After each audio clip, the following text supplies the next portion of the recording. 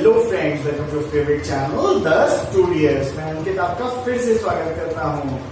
कुछ दिनों से वीडियोस अपलोड नहीं हो पा रही थी, उसके लिए मैं आपसे सॉरी कहता हूँ because there was some personal reasons that I was busy in my work, but now the videos would be regular जैसे पहले रेगुलर थी। और अब कुछ और सेगमेंट्स ऐड करने वाले हैं जो मेरे कुछ और फेवरेट सब्जेक्ट्स हैं जो मुझे बहुत पसंद है। मैं वो भी स्टार्ट करने वाला हूँ बहुत जल्दी ही।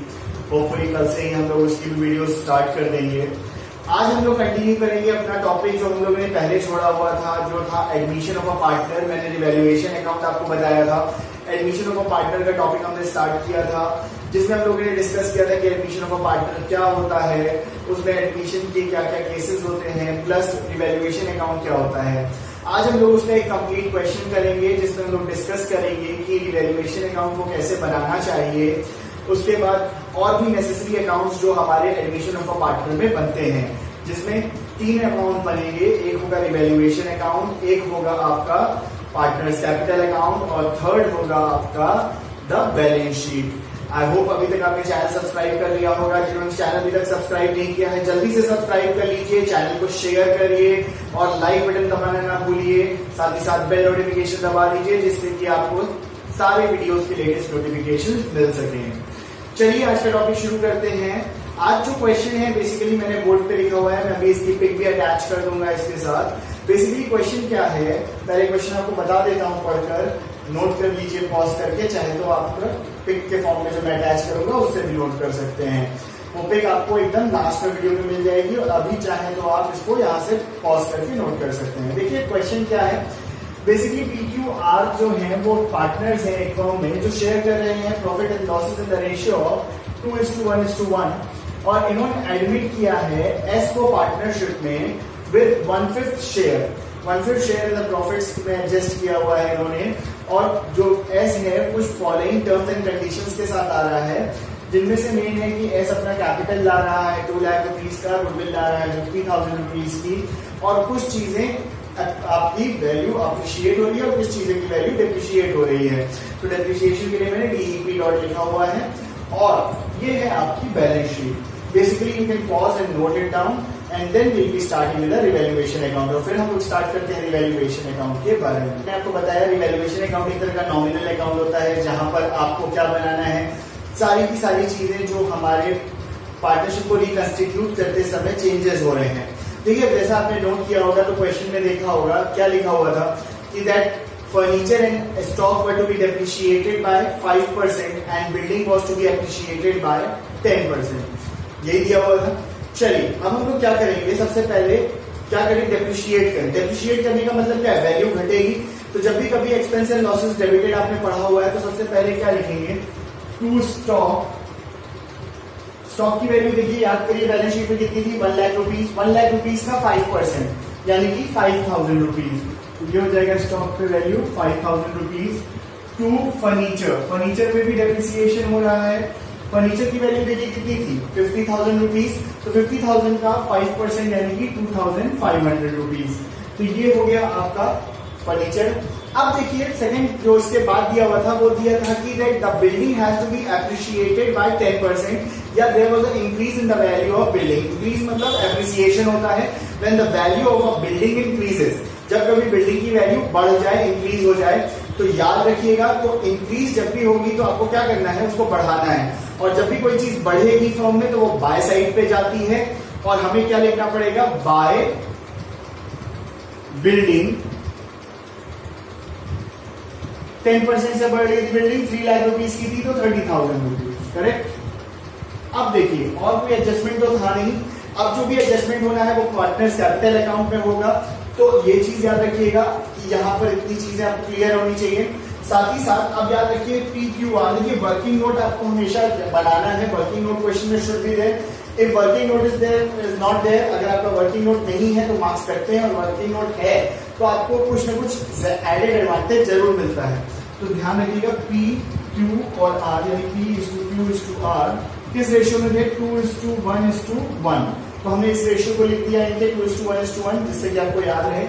अब देखिए हमें यहाँ पे बैलेंसिंग फिगर पे पहुंचना पड़ेगा। तो बैलेंसिंग फिगर कितना आ जाएगा, 30,000 रुपीज। अब यहां पर भी वही बैलेंसिंग फिगर होगा 30,000 रुपीज, यानी कि आप देख रहे हैं कि जो इतना माइनस करने के बाद बचेगा वो हमारा प्रॉफिट ही है। तो यानी कि कितना बच रहा है आप देख लीजिए, 5,000 और 2,500 यानी 7,500, जब 30,000 से लेस हो जाएगा तो कितना बचेगा, 22,500 प्रॉफिट है। तो टू प्रॉफिट, और प्रॉफिट हमेशा किसको मिलता है, ओल्ड पार्टनर्स को। मैंने बताया था न्यू पार्टनर को प्रॉफिट में कुछ नहीं मिलने वाला, क्योंकि ये ओल्ड प्रॉफिट है, जब फर्म रिकंस्टिट्यूट हो रही है उसके आने से पहले। तो इसीलिए यहाँ पर हो जाएगा पी, क्यू और आर, इन तीनों को मिलेगा, जबकि जो एस है उसको कोई प्रॉफिट नहीं मिलने वाला। अब यानी कि इसका रेशियो देखिए क्या है, 2:1:1, यानी 2:1:1 का मतलब क्या है कि हम इसको 4 से डिवाइड कर देंगे तो क्या आ जाएगा, 56:25। 56:25 क्या होगा, ये हमारे जो 1:1 वाले हैं उनको मिलेगा 56:25, और जो P है, P को कितना मिल जाएगा, क्या है उसका रेशियो, 2:1:1, तो 1:1 वाले को तो इतना मिल गया, लेकिन 2 वाले को क्या करना पड़ेगा, इसी को इंटू 2 करना पड़ेगा। तो सिंपल से याद रखिएगा, इंटू 2 कर देंगे तो हो जाएगा 0, 1 कैरी हो जाएगा 5, करेक्ट, यहाँ हो जाएगा 12, 1 कैरी हो जाएगा 11, तो ये हो जाएगा 11,250। तो ये हो गया आपका टोटल। अब ये जो बेसिकली डिवीजन है ये प्रॉफिट हुआ है इनको, और ये प्रॉफिट जाएगा इनके पार्टनर्स कैपिटल अकाउंट में। कहां पर जाएगा, इनके पार्टनर्स कैपिटल अकाउंट में। तो याद रखिएगा, अब इनका प्रॉफिट मैं नोट कर देता हूं जिससे आप भूले नहीं। तो इनका प्रॉफिट क्या हो गया, 10,250, फिर 56:25 और 56:25। आई होप इतना आपको क्लियर हो गया है। चलिए अब बढ़ते हैं पार्टनर्स कैपिटल अकाउंट पे। इवैल्यूएशन अकाउंट पॉज कर लीजिए वीडियो और नोट कर लीजिए। सबसे इंपॉर्टेंट पोर्शन में यहाँ पर जो है partners capital account, evaluation account बनाना आसान था, आई होप आपको समझ में आया हो। अदरवाइज हम लोग और भी क्वेश्चंस करेंगे, उसमें और भी डिफिकल्टी लेवल से बढ़ाते घटाते जाएंगे, विल बी टेलिंग। अब देखिए आज यहाँ पर जो पार्टनर्स कैपिटल अकाउंट बनना है, ये बड़ा ही इंपॉर्टेंट टॉपिक क्यों है, क्योंकि आप पहली बार एक तो पार्टनर्स कैपिटल बना रहे हैं, और you should remember the things very clearly कि पार्टनर्स कैपिटल अकाउंट में क्या चीजें कैसे जाती है। तो सबसे पहले याद रखिए कि हमें पुराना कैपिटल जो है इन पार्टनर्स का वो लेकर आना पड़ेगा। तो हमें क्या लिखना पड़ेगा यहाँ, बाय बैलेंस ब्रॉट डाउन, जो हम बैलेंस लेकर आ रहे हैं। पी का है 4 लाख, क्यू का है 2 लाख, आर का है 2 लाख, और यहाँ पे एस का कोई बैलेंस नहीं है। तो याद रखिएगा 4 लाख, 2 लाख, 2 लाख जो हमारे बैलेंस शीट में था वो बैलेंस आ गया। अब इसके बाद देखिए क्या होगा कि जो हमारा नया पार्टनर आ रहा है वो देख लीजिए कितने अमाउंट के लिए आ रहा है। तो जब नया पार्टनर आ रहा है तो बैंक में ही पैसे आ रहे होंगे, तो उसकी एंट्री क्या हो जाएगी, बाय बैंक अकाउंट। अब देखिए बैंक अकाउंट में कितना एंट्री करनी है, सीधी एस के अकाउंट में एंट्री करनी है 2 लाख रुपए की। ये 2 लाख रुपए एस के आ रहे हैं। अब देखिए यहाँ पर जो क्वेश्चन है इसमें मैंने बता दिया था कि जो एस आ रहा है वो आ रहा है आपके कितने शेयर के लिए, 1/5 शेयर के लिए।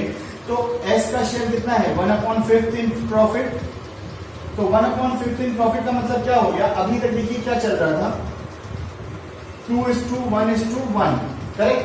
तो यानी फ्यूचर में क्या हो जाएगा, 1 - 1/5 यानी कि 4/5, और अभी भी वो जो रेशियो है वो कितना है, 2:1:1, यानी कि प्रॉफिट शेयरिंग रेशियो में कोई चेंज नहीं आएगा। न्यू पीएसआर क्या हो जाएगा आपका, new PSR is equals to, जैसे P is to Q is to R is to S, 2:1:1:1, यही रेशियो हो जाएगा हमारा नया।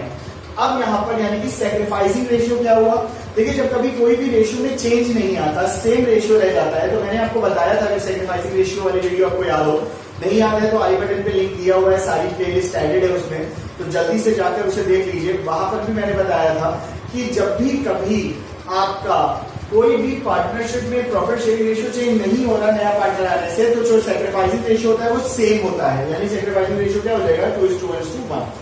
यानी सैक्रिफाइसिंग रेशियो का काम क्या है, अब यहाँ पर ये समझ लीजिए। सैक्रिफाइसिंग रेशियो का काम आएगा हमारे गुडविल के केस में। अब देखिए जो गुडविल हमारा नया पार्टनर लेकर आ रहा है, गुडविल हमारा नया पार्टनर क्या कितना लेकर आ रहा है, 50,000 रुपीज का। तो वो गुडविल हमें किसमें देनी पड़ेगी, अपने सैक्रिफाइसिंग रेशियो में, और किसको देनी पड़ेगी, ओल्ड पार्टनर्स को, यानी कि by premium of goodwill, premium of goodwill.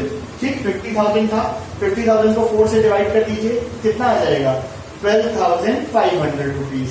ठीक है, 12,500 रुपीज आएगा। तो 12,500 रुपीज किस तरह से हो जाएगा, इनको मिलेगा 25,000 रुपीज, इनको मिलेगा 12,500 रुपीज और इनको भी मिलेगा 12,500 रुपीज। एस को कुछ नहीं मिलेगा क्योंकि एस खुद ही लेकर आ रहा है वो पैसे, इसलिए एस को कुछ नहीं मिलने वाला। अब देखिए यहां पर मैंने आपको बताया था जब भी कभी फर्म रिकंस्टिट्यूट होती है तो जो भी रिवैल्यूएशन का प्रॉफिट होगा या लॉस होगा वो ओल्ड पार्टनर शेयर कर लेंगे। खैर इस केस में प्रॉफिट हुआ था तो वो प्रॉफिट भी इन्हें मिल जाएगा। प्रॉफिट जो जितनी भी चीज इन्हें मिलेगी जो तो रिसीव होनी है वो हमेशा बाय साइड पे जाएगी। तो बाय प्रॉफिट कितना कितना है भाई 11,250, 5,625, 5,625 ये इनका प्रॉफिट हो गया।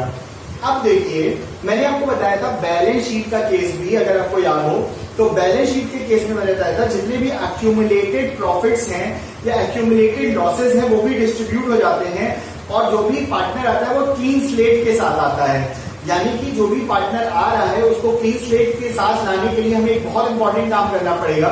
जो भी हमारे एक्यूमुलेटेड प्रॉफिट्स हैं वो भी डिस्ट्रीब्यूट करने पड़ेंगे और एक्यूमुलेटेड लॉस। तो एक्यूमुलेटेड प्रॉफिट याद रखिए जनरल रिजर्व था, जनरल रिजर्व याद रखिए कितने का था बाय जनरल रिजर्व। अब जनरल रिजर्व भी कितना था 50,000 रुपीज, तो सेम इसी तरह बढ़ जाएगा 12,500 और 12,500। देखिए एस को यहां पर भी कुछ नहीं मिलेगा क्योंकि एस नया पार्टनर है उसे आगे सारी चीजें मिलेगी। इस बार अभी ये जो है रिकंस्टिट्यूशन ये पुराने पार्टनर्स के साथ हो रहा है।